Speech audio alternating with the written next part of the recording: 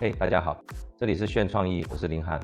我想先问你一个问题，你有没有发现，现在最难的不是找资料，而是资料一大堆，但你脑袋里完全没有结构。你要做简报，PPT 大纲永远卡住，读了一堆文章，却说不清楚重点在哪。不是你不会想，而是你缺一个帮你把想法整理成型的工具。今天这支影片，我想介绍一个最近我实际用过，而且很适合学生、上班族、创作者的 AI 工具，叫做 Diagrimo。Diagrimo 是什么？一句话讲清楚，它是一个用 AI 帮你把零散想法变成结构化图表的工具。不管你是在整理简报大纲，在读文章做笔记，在准备报告或考前复习，它的核心价值只有一个，让你看懂结构，而不是只看到文字。而且有一个很关键的点，几乎所有功能都可以免费使用，这对很多人来说真的差很多。功能一，快速整理想法，建立结构。我先讲第一个，也是最多人会用到的功能，快速整理想法，建立结构。假设你现在脑袋里有一堆想法，但完全不知道怎么排顺序，在 Diagrimo 里，你只要在空白页面按一下 Space 键，它就会跳出 AI 助手，你直接把想法打进去。例如，我要做一份关于 AI 工具趋势的简报。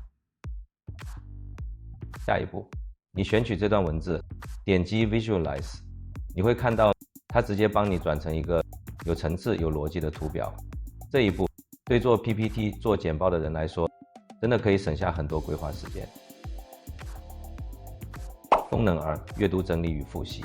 第二个我很喜欢的情境是阅读整理。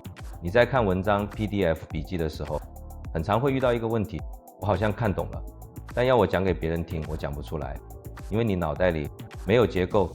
Diagrimo 可以把阅读重点概念直接转成知识地图。这个对学生考前复习、上班族整理报告、教学或内容创作都非常实用。你不是只在记内容，而是在建立理解框架。功能三，沟通与协作。第三个情境是团队或简报沟通。我自己很有感的一件事是，用图表沟通真的比讲一堆话有效。在会议或简报中，你把复杂内容用 Diagrimo 的图表呈现，对方会比较快抓到重点、层级、逻辑关系。这不是炫技，而是降低沟通成本。我再补一个实际使用的小技巧。很多人第一次用 Diagrimo 会卡在一件事，我到底要打多详细？答案是越乱越好。你不用先想清楚，也不用整理句子，你只要把脑袋里的关键字一句一句丢进去，像是这份简报是给谁看的？我想解释什么问题？对方最在意的是什么？全部丢进去就好，然后交给 Diagrimo 帮你做第一轮结构整理。你再来做的事情不是从零开始想，而是微调顺序补重点。这个差别非常大，因为你不再是面对一张空白页，而是面对一个已经成型的框架。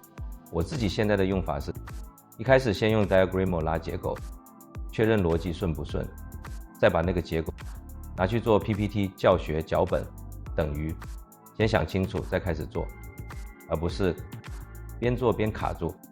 如果你是那种一坐下来就被空白页吓到，想法很多但永远排不好，东西都看过但说不出口，那我会很老实跟你说，问题真的不是你不会想，而是你一直在用纯文字硬撑结构。最后我帮你下个总结， Diagrimo 最厉害的地方不是功能多，而是它帮你把思考的第一步变得非常轻。